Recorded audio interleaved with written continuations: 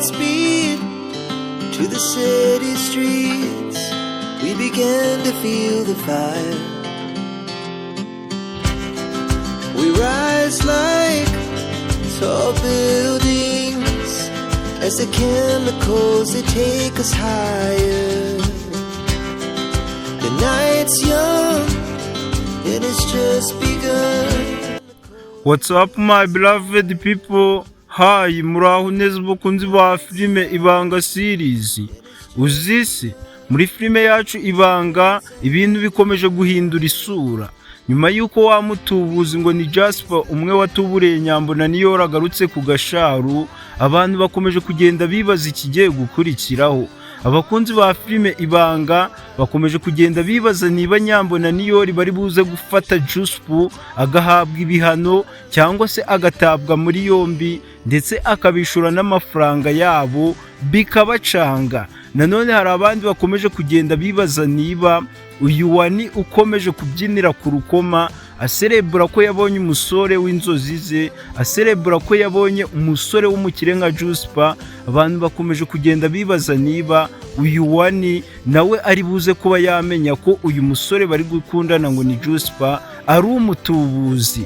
Ese Wani araza kwitwara ute namara kumenya ko Jasper ari umutubuzi? Uyu Wani mubyibuke neza niwe ukomeje kugenda yihenura kuri Yano bahoze bakundana, aho uyu Wani akomeje kugenda acurira Yano amubwira ko ari umusore w'umukire, ahubwo asigaye yariboneye umusore w'inzozi ze nka Jasper, umusore w'umukire, umusore ucuruza amabuye y'agaciro, naho kumbe ari gukundana n'umutubuzi ariko watabizi. Ese Wani namenye ibi bintu biri buze kuba byagenda gute? Muri filime Ibanga abantu bakomeje kugenda bibaza byinshi, bakomeje kugenda bibaza ibiri buze gukurikiraho. Ibyo byose nibyo tugiye kuba twareba, aho tugiye kuva muri party tujya muri party after party. Ikintu kigiye kubaho, tugiye kujya mu birori bitandukanye, aho Chris n'umukunzi we Soso bamaze gupanga itariki y'ubukwe, bakomeje kugenda bategura ubukwe bwabo kugira ngo buzagende neza. Nanone Esther na Valence nabo bakaba bakomeje kugenda bategura ubukwe bwabo kugira ngo buzagende neza.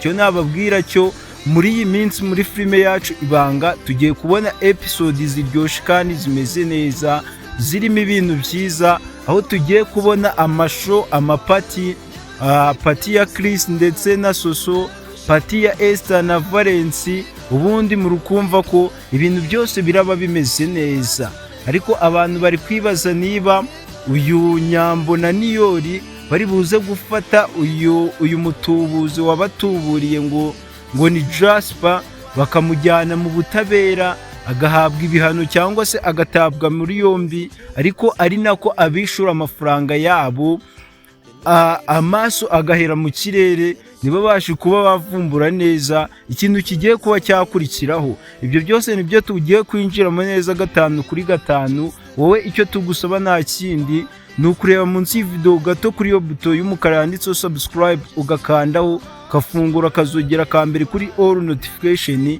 kugira ngo episode zose za filime yacu Ibanga series ujye ubasha kuzibonera ku gihe kandi mu ba mbere. Nanone turakwibutsa gukanda like kuri ako gakumwe k'ikiganza kirebye hejuru, warangiza ukaduha n'igitekerezo cyawe hasi muri comment, ukatubwira uko ubibona, ukatubwira nawe nimba ukunda filime Ibanga bya nyabyo. Ubundi tugakomeza tureba ngo ese niki kigiye gukurikiraho, ese uyu Jasper ari buze kuba yafatwa.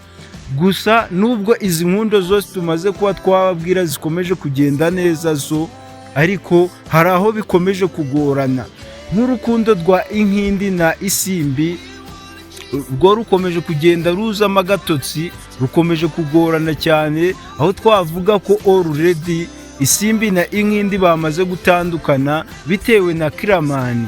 Uyu Kiramani wari wararahiye avuga ko azitambika muri uru rukundo rwa Inkindi na Isimbi kugeza batandukanye.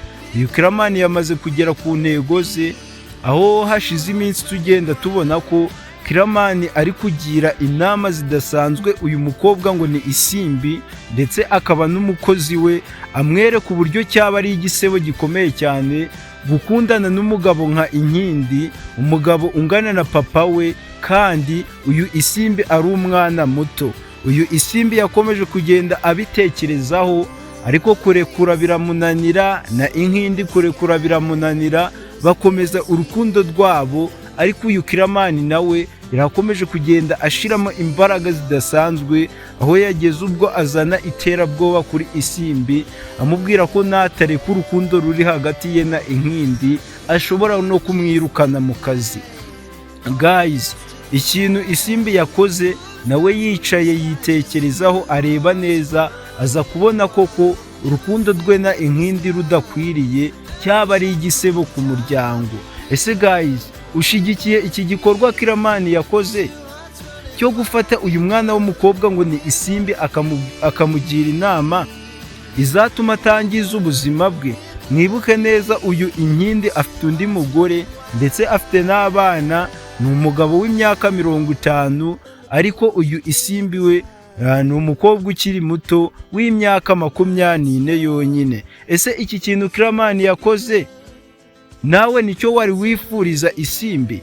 Guys, abantu tuba turi kumwe muri filime yacu Ibanga, ibitekerezo byanyu tujye tubibona hasi muri comment, mutubwira uko mubyumva, mushiramo udusitika tw'imitima twinshi cyane, ubundi ibintu byose bikomeze kugenda neza. Guys, twavuga ko kwa Nyambo ndetse na Niyori hari amahoro, ariko ikintu kidasanzwe cyabashije kuba cyabatungura, bagiye babona urupapuro ku muryango. Umuntu bita Dusabe yamaze kugaruka muri filime yacu Ibanga, aho abantu bari bamaze kumwibagirwa, ndetse Nyambo na Niyori bo batekereza ko uyu Dusabe ari muri gereza.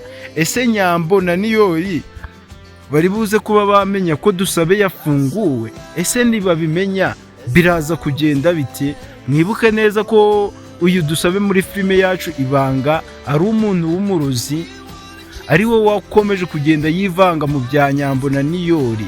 Nanone dukomeje kuri ibi by'abantu bakomeza kugenda bivanga mu rukundo rwa Nyambo na Niyori, umuntu bita Yves nawe yamaze kwakira agakiza, avuga ko agiye gukizwa, akareka ibintu byo kugenda abangamira urukundo rwa Nyambo na Niyori, akareka kubagirira umutima mubi, akareka kubakorera ubugambanyi, ubundi bakiyubakira urugo rwabo mu mahoro ndetse n'umutuzo.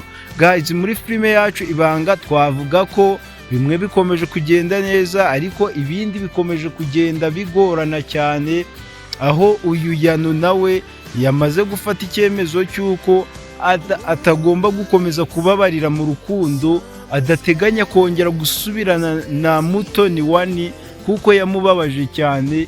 Uyu Yano yafashe icyemezo kidasubirwaho ko agiye kwikundanira na Dete, ko Dete ari ugiye kumubera umukunzi, ndetse ko nabo bidatinze baratangira gupanga itariki y'ubukwe. Ese guys, murumva amapati atagiye kuba yaba amapati muri filime yacu Ibanga? Pati ya mbere twabashije kuba twabwira ni ya Esther ndetse na Valence, pati ya kabiri ni ya Chris ndetse na Soso, ubwo pati ya gatatu iri buze kuba pati ya Yano ndetse na Dete. Guys, murumva ni ibirori mu bindi muri filime yacu Ibanga. Tugiye gukomeza kugenda twenjoyinga, aho umuntu utarakoze subscribe ahangaha ibirori byose bigiye kuba byamucika, ibyiza byose bigiye kuba byamucika. Akaba ari impamvu tubibutsa gukora subscribe. Abantu mutarakora subscribe, reba munsi y'iyi video gato uraza kubona buto y'umukara yanditseho subscribe, kandi ufungura akazogera ka mbere kuri all notification, kugira ngo episode zose za filime yacu Ibanga ujye ukomeza kugenda uzibonera ku gihe kandi mu ba mbere. Nanone turakwibutsa gukanda like nako gakumwe k'ikiganza kirebye hejuru, kugira ngo filime yacu Ibanga dukomeze kugenda tugaragaza urukundo rudasanzwe, ikomeze kugera kure. Nanone ukwiye kuduha igitekerezo cya hasi muri comment, utubwira uko bibona, tubwira niba ukunda Nyambo na Niyori, tubwira niba ushigikiye urukundo iyi couple ya Esther ndetse na Valence, utubwira niba ushigikiye iyi couple ya Chris ndetse na Soso, aho Soso yari yabaye ibamba byo kwanga kujya kwerekana Chris iwabo, ariko uyu Soso byarangiye yemeye ko azajyana Chris iwabo akajya kumuperezanta. Guys, ibintu byose bikomeje kugenda neza muri filime yacu Ibanga, aho uyu mwaka tugiye